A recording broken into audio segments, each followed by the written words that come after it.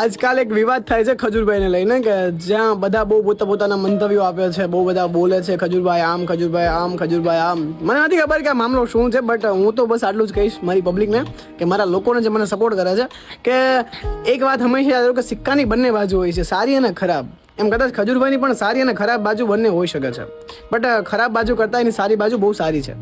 તો શું કે માણસ અત્યારે તમને ખબર છે કે માણસ એ 100 કદાચ સારા કામ કરશે પણ એક ખરાબ કામ કરશે ને તો માણસને બધું સારું ભૂલી જશે. બટ યાદ રાખજો કે એની ખજૂરભાઈની જે સારી બાજુ છે ને બહુ લાંબી છે, બહુ સારા કામ કર્યા છે. અને હું તો એટલું જ કહીશ કે જે માણસે સારા કામ કર્યા છે ને એને હંમેશા સપોર્ટ કરજો. અને બીજા નંબરે કે માણસ સ્વાર્થી હોય જ છે, બધાનો પોતપોતાનો સ્વાર્થ રહેલો જ હોય છે. કદાચ ખજૂરભાઈ પોતાનો સ્વાર્થ વિચાર્યો જ હોય ને, માણસ છીએ તો વિચાર્યો જ હોય.